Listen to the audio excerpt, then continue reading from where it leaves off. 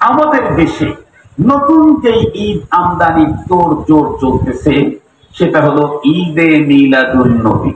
আপনারা খুব ভালো করে বুঝবেন, এখানে কয়েকটা শব্দ আমাদেরকে আগে বুঝতে হবে, এরপরে মূল কথাটা আমাদের হৃদয়ঙ্গম হবে ইনশাআল্লাহ। একটা হলো মিলাদুন নবী, আর একটা হলো সিরাতুন নবী, আর একটা হলো ঈদে মিলাদুন নবী। এই তিনটা শব্দ আপনাদেরকে ভালো করে বুঝতে হবে। মিলাদুন নবী মানে নবী, আমাদের নবীর জন্ম। মিলাদুন নবী মানে কি? আমাদের নবীর জন্ম।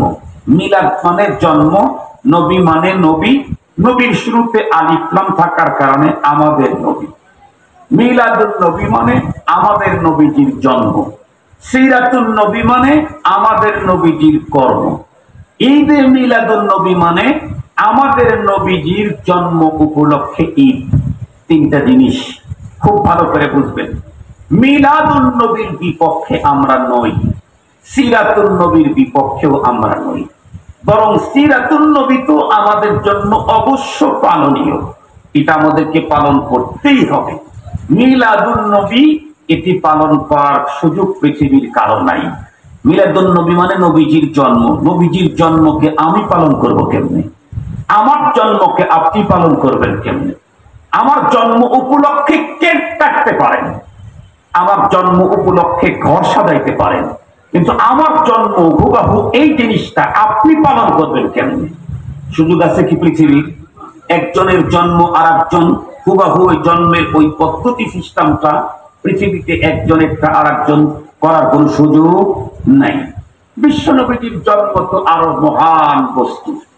বিশ্বনবীজির জন্ম এটা ইসলামী ইতিহাসের বিশ্বের সবচাইতে সেরা ইতিহাস, সবচাইতে সেরা ইতিহাস। নবীজির জন্ম উপলক্ষে খোদ রব্বুল আলামিন পৃথিবীতে এমন এমন ঘটনা ঘটাইছেন যা পৃথিবীর ইতিহাসে কোনো মানুষের জন্মতেই ঘটানো হয় নাই। নবীজির জন্মের সাথে সাথেই পারস্যের সেই প্রদীপ 1000 বছরের জ্বালানো মুহূর্তেই নিভে গেল, এটি পৃথিবীর অন্য কারো জন্মতে ঘটে নাই। বিশ্ব নবীজির জন্মের সাথে সাথেই ওদের প্রাসাদ থেকে ইট খুলে পড়লো, পৃথিবীর ইতিহাসে কারো জন্মে এ ঘটনা ঘটে নাই। মহানবীজির জন্মের সাথে সাথেই এক বিশাল আলো দেখা গেল। এই জাতীয় আরো অনেক কিছু ইতিহাসে আপনারা যা পড়েছি, এগুলি পৃথিবীর একমাত্র পয়গম্বরের জীবনের জন্মের ইতিহাসেই ঘটেছে। এজন্য বিশ্বনবীজির জন্মের ইতিহাস পৃথিবীর সবচাইতে সেরা ইতিহাস। মনে রাখবেন, আমাদের দেশে মিলাদুন নবী বলতে যেটা বোঝায় সেটা হলো ইয়া নবী সালাম আলাইকা, ইয়া রাসূল সালাম আলাইকা, সালাওয়াতুল্লাহ আলাইকা। এটা আসলে মিলাদ না, এটা হলো দরুদ শরীফ। এটা যেটা পড়লো এটার নাম কি? দরুদ শরীফ। এটাও আবার নিজেদের বানানো দরুদ, অরিজিনাল দরুদ না, নবীজির বানানো দরুদ না এগুলা, এটা নিজেদের বানানো দরুদ। মিলাদুন নবী হলো নবীজির জন্ম বৃত্তান্ত, নবীজির জন্ম, আমাদের নবীর জন্ম। আমাদের নবীর জন্মকে যদি কেউ অস্বীকার করে, না মানে, তাহলে নবীর কর্ম মানার সুযোগ আছে কি? জন্মই যদি না হয় কর্ম হবে কেমনে? এই জন্য যারা বলে যে কওমি হুজুরেরা, ওয়াহাবিরা নবীজির মিলাদ মানে না, মিথ্যা বলে। আমরা নবীজির মিলাদকে অবশ্যই মানি, মিলাদুন নবী আমরা মানি, মিলাদুন নবীর উপরে আলোচনা করি, তবে মিলাদুন নবী উদযাপন করি না এবং মিলাদুন নবী উপলক্ষে কোনো ঈদ করি না। কেন? কারণ ইসলাম আমাকে পারমিশন দেয় নাই, তাই করি না। ইসলাম আমাকে পারমিশন দেয় নাই, তাই করি না। খুব ভালো করে মনে রাখবেন। তাহলে মিলাদুন নবী মানে নবীজির জন্ম, সিরাতুন নবী মানে নবীজির কর্ম। আমরা মিলাদুন নবীর বিপক্ষে না পক্ষে? আরেকটু জোরে বলেন। ইয়া নবী সালাম আলাইকা, এটা মিলাদুন নবী না, এটা ভুল, চূড়ান্ত ভুল, একেবারে সিরিয়াস ভুল, এটা পাগলের বক্তব্য। মিলাদুন নবী বিশ্ব নবীর জন্ম বৃত্তান্ত, নবীজির জন্ম, এটা নিয়ে আলোচনা করলে বলা যেতে পারে মিলাদুন নবীর আলোচনা হয়েছে। মূল মিলাদুন নবী মানে আমাদের নবীজির জন্ম। এখন আসেন, আমাদের নবীজির জন্ম উপলক্ষে আমরা যদি ঈদ করতে চাই, তাহলে এটা তো ইসলাম। ঈদ হলো শিআরে ইসলাম। ঈদ শিআর ইসলাম, ইসলামের নরমাল কোন বিষয় ঈদ না। যেমন মক্কা মদিনা শিআর ইসলাম, মিনা মুজদালিফা আরাফা শিআর ইসলাম। মুহতারাম হাজিরিন, এইরকমই একটা শিআর ইসলাম হলো ঈদ। ইসলামের ভিতরে ঈদ এসেছে দুইটা। সেই ঈদের এখানে আরো একটা ঈদ আমি বাড়াইতে চাইলে, শিআর ইসলামকে বর্ধিত করতে চাইলে এত বড় পাওয়ার কার আছে, এই বিষয়টা আপনাদের খেদমতে আলোচনা করতে চাই। দিল দিয়ে শুনবেন মুহতারাম হাজিরিন। তো নতুন ঈদ যারা আমদানি করলো, তারা কোন মাসে ঈদ আমদানি করলো? নবীজির জন্মের মাস রবিউল আউয়াল মাসে। তারিখ নিয়ে তো লম্বা ব্যাখ্যা আছে, সেগুলি আমি আজকে বলবো না, ওইটার ব্যাপারে আমার অনেক আলোচনা আছে। আজকে আমি যেটা বলতে চাই সেটা হলো, আমি যদি ইসলামের মধ্যে শিআর ইসলাম একটা আবিষ্কার করতে চাই, আমার কি আবিষ্কার করার অনুমতি আছে? আর একটু জোরে বলেন না। বরং নবীজি যেটা বলে গেছেন সেটা হলো, আলাইকুম বিসুন্নতি ওয়া সুন্নাতিল খুলাফাইর রাশিদিনাল মাহদিয়িন। এই পৃথিবীর উম্মত, তোমাদের জন্য আমার সুন্নত অবশ্য পালনীয়, আর সাথে সাথে খুলাফায়ে রাশিদার সুন্নত তোমাদের জন্য সেম আমার সুন্নতের মতোই পালনীয়। এখন খুব ভালো করে বুঝবেন, নবীজি অন্য হাদিসে বলেছেন, কুল্লু মুহদাসাতিন বিদআহ ওয়া কুল্লু বিদআতিন দালালাহ ওয়া কুল্লু দালালাতিন ফিন্নার। নবীজির অবর্তমানে ইসলামের মধ্যে যে কোনো নতুন আবিষ্কার, এটা হলো বিদআত। এটা পয়গম্বর বলেন। নবীর অ্যাবসেন্সে, তার অবর্তমানে ইসলামের ভিতরে যে কোনো নতুন আবিষ্কার কি বলেন? বিদআত। আর প্রত্যেকটা বিদআত হলো গোমরাহ, প্রত্যেকটা গোমরাহ হলো জাহান্নামে যাবে। এখন আসেন, নবীজির অবর্তমানে সব আবিষ্কার বিদআত, মাগার এক শ্রেণীর মানুষের আবিষ্কার নবীজির অবর্তমানেও বিদআত না, বরং সুন্নাত। তারা কারা? খুলাফায়ে রাশিদার আবিষ্কার। নবীজি বলেন, কুল্লু বিদআতিন দালাল, সব নতুন আবিষ্কারই বিদআত, সব বিদআত দালাল।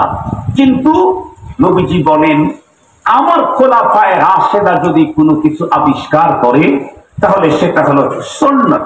এজন্য নবী বলেন, আলাইকুম বিসুন্নতি ওয়া সুন্নতি খুলাফা আর রাশিদিন আল মাহদিয়িন।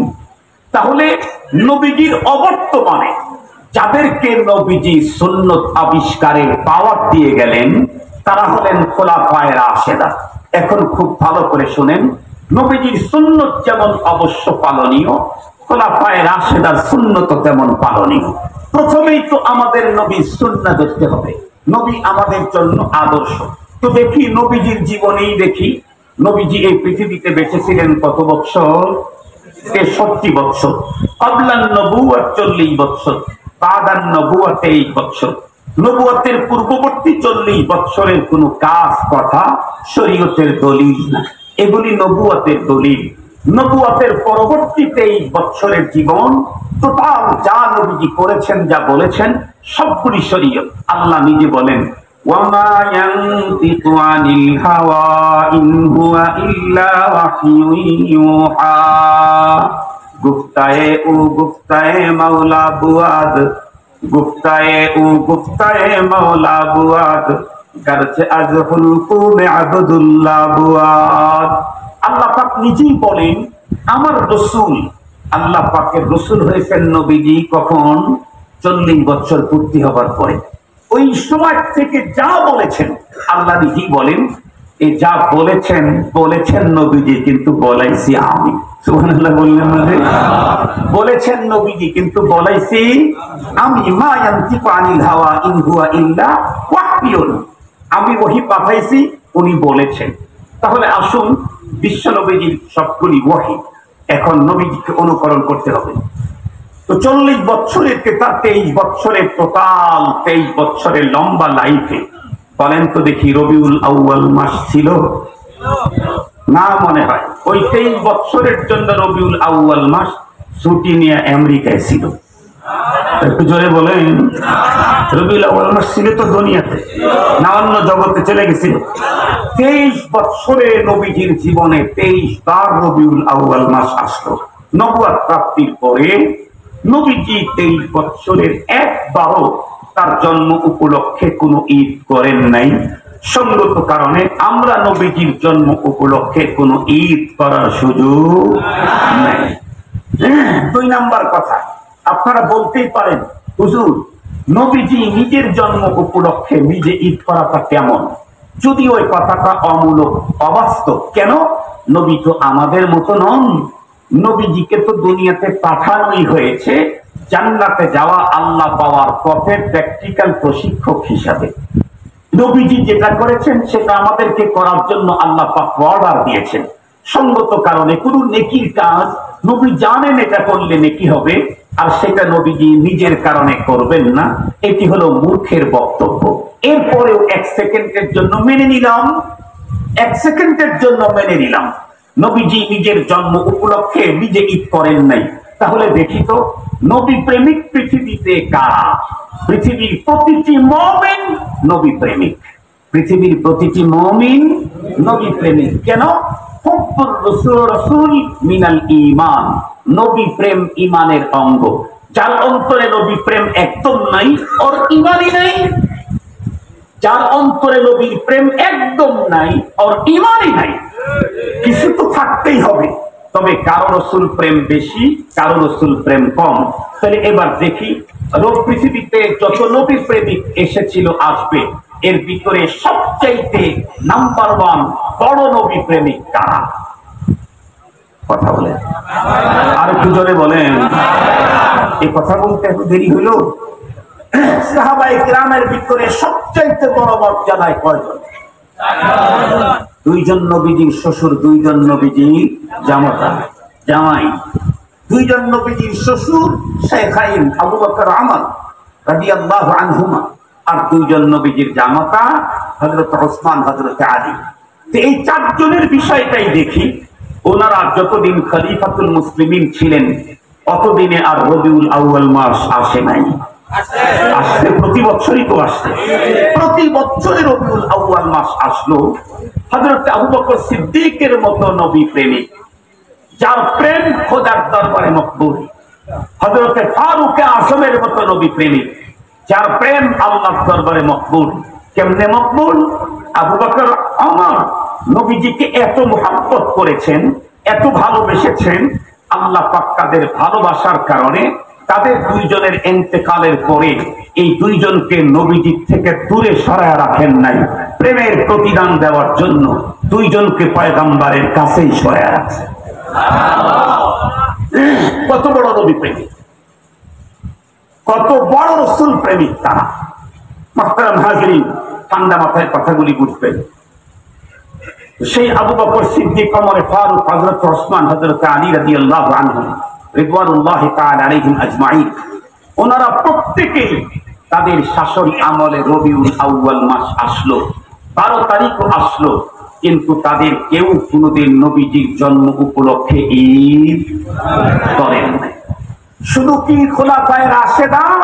না না, নবীজির যত সাহাবী ছিলেন, একজন সাহাবী থেকে জন্ম উপলক্ষে, নবীজির জন্ম উপলক্ষে ঈদ প্রমাণ করতে পৃথিবীর কেউ পারবে না।